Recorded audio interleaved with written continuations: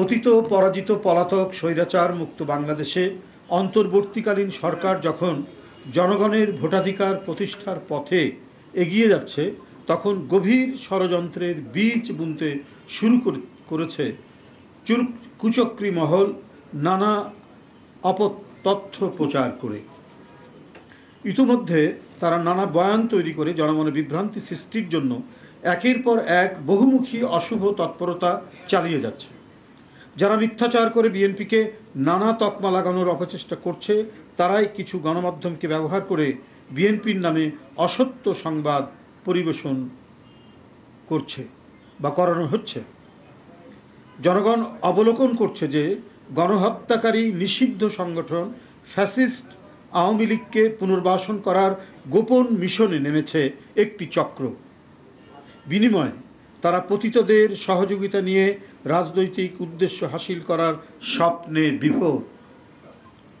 সাংবাদিক বন্ধুগণ, আমরা উদ্বেগের সাথে লক্ষ্য করছি যে সম্প্রতি কিছু পত্রপত্রিকা, গণমাধ্যম এবং সোশ্যাল মিডিয়ায় বিএনপির মনোনয়নের কথিত তালিকা নাম ধাম প্রকাশ করে দলের নেতাকর্মীদের মধ্যে বিভ্রান্তি, অসন্তোষ এবং বিশৃঙ্খলা উস্কে দেওয়ার ষড়যন্ত্র করছে।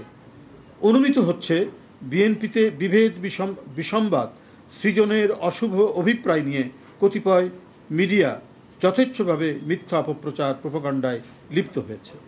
আমরা স্পষ্ট করে বলতে চাই, বাংলাদেশ জাতীয়তাবাদী দল বিএনপি আসন্ন জাতীয় সংসদ নির্বাচনের জন্য সর্বাত্মক প্রস্তুতি গ্রহণ করেছে।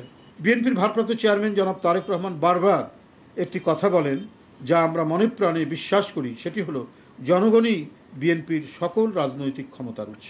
জনগণ আমাদের সঙ্গে থাকলে কোনো প্রোপাগান্ডায় বিএনপি থেকে জনগণকে বিচ্ছিন্ন করতে পারবে না ইনশাল্লাহ। সারা দেশে বিএনপির সর্বস্তরের নেতাকর্মী, শুভার্থী ও শুভাকাঙ্ক্ষীদের প্রতি জনাব তারেক রহমানের আহ্বান, জনগণের ভালোবাসায় থাকুন, জনগণকে ভালোবাসায় রাখুন।